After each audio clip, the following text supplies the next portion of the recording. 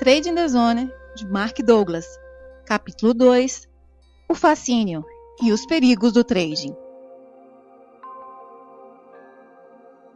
Em uma ocasião, fui indagado sobre a razão por que tantas pessoas competentes em outras áreas não conseguem sucesso no trading. Seria pelo fato das pessoas se envolverem no trading pelas razões erradas? Muitas das razões que motivam as pessoas a entrar no trading, euforia, vaidade, desejo de sucesso, criam constrangimentos que irão prejudicar o desempenho como trader. Isso porque o trading oferece uma liberdade criativa ilimitada. Somos nós que definimos quase todas as regras. As possibilidades são praticamente ilimitadas. A liberdade é algo formidável, mas sem uma estrutura mental interna adequada, essa liberdade também proporciona a possibilidade de causarmos enormes danos a nós próprios. Quase todas as pessoas necessitam fazer esse ajuste mental, independente do nível acadêmico, de inteligência ou de sucesso que tenham tido em outras atividades. Esse ajuste pode ser extremamente difícil, especialmente se aquilo que queremos implantar na nossa mente entra em conflito com aquilo em que já acreditamos. Quando nascemos, já existe uma estrutura social que estabelece os códigos de comportamento para o indivíduo, que ditam como o indivíduo pode ou não expressar-se dentro do grupo social. A necessidade de uma estrutura na sociedade e a necessidade dos indivíduos expressarem a sua própria individualidade podem entrar em conflito.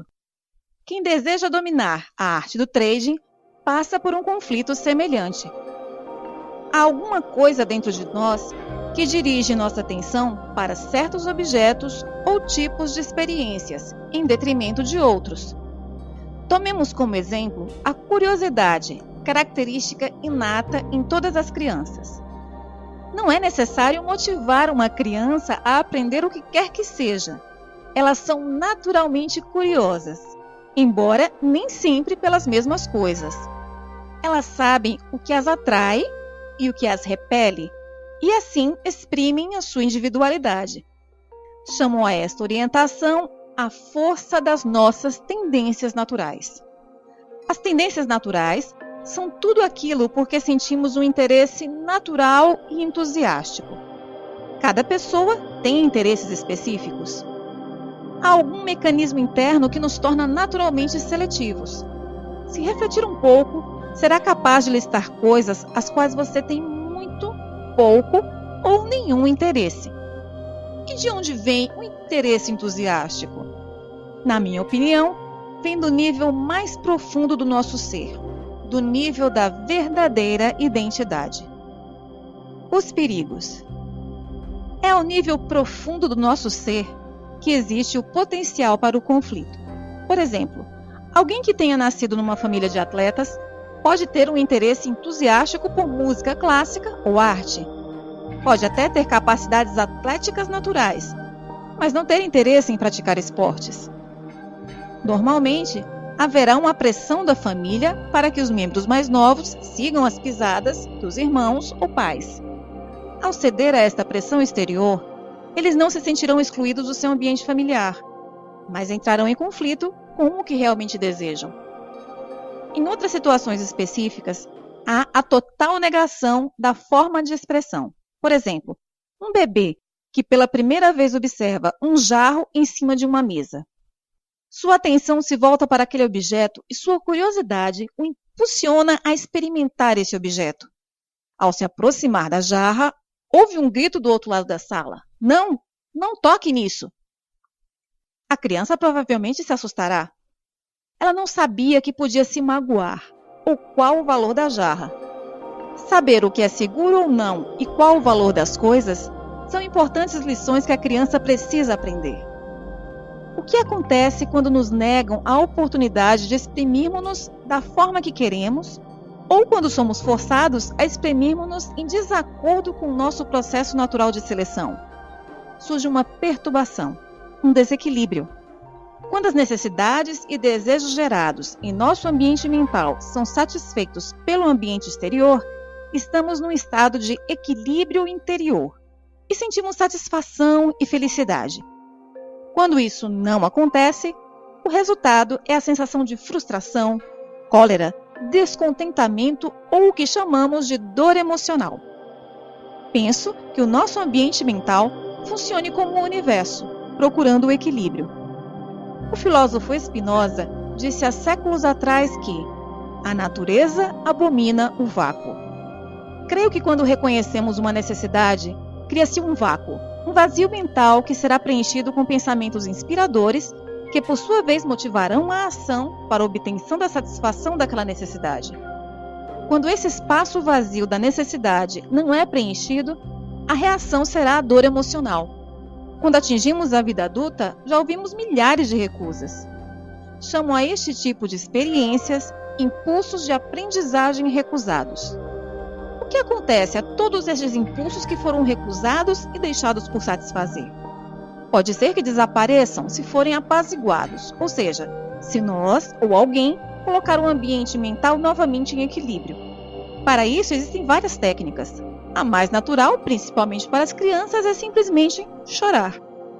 Mas na maior parte das vezes, mesmo quando ainda somos crianças, os impulsos recusados nunca são compensados. Eles acumulam-se e normalmente acabam por se manifestar num sem número de padrões de comportamento aditivo e compulsivo. Como, por exemplo, as pessoas que acreditam não terem recebido a atenção devida quando eram crianças e tornam-se adultos dependentes de atenção, fazendo de tudo para conquistá-la.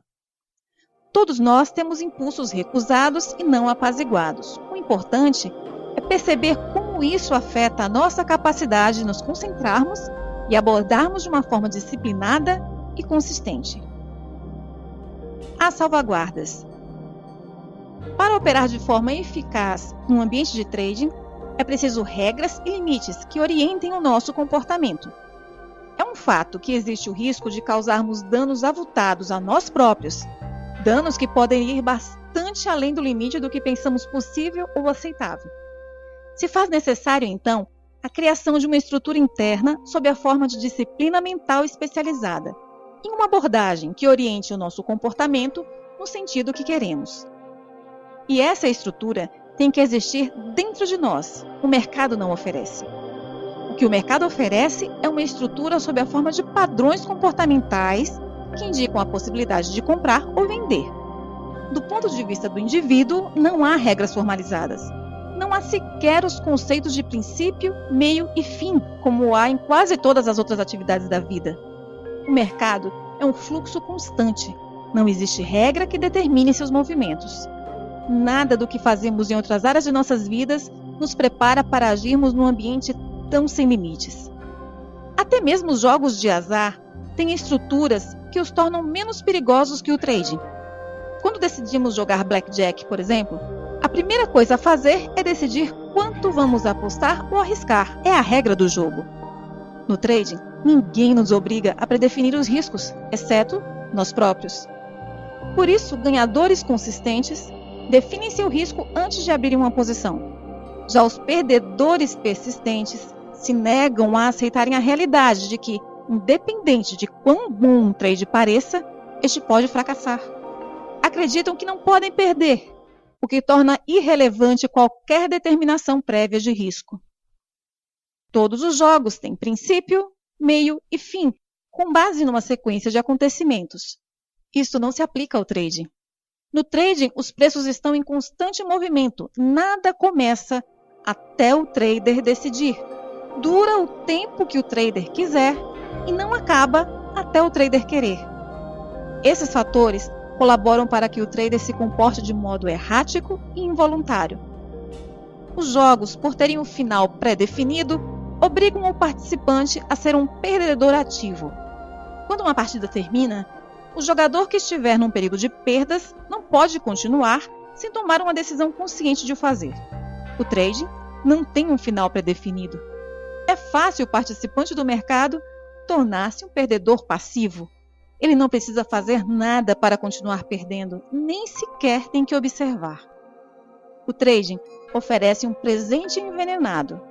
O presente é que, talvez pela primeira vez nas nossas vidas, controlamos completamente tudo o que fazemos.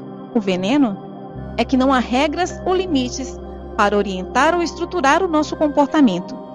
E é aqui que começam muitos problemas. Problema: relutância em criar regra.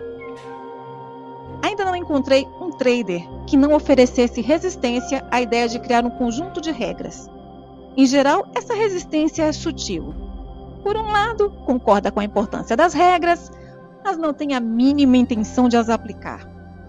A nossa mente está estruturada como resultado de nossa educação social e das escolhas que outras pessoas fizeram por nós e incutiram em nossas mentes. Durante esse processo, muitos impulsos foram rejeitados. A acumulação desses sentimentos nos faz resistir a tudo o que nos nega a liberdade de fazer e ser o que queremos e quando queremos.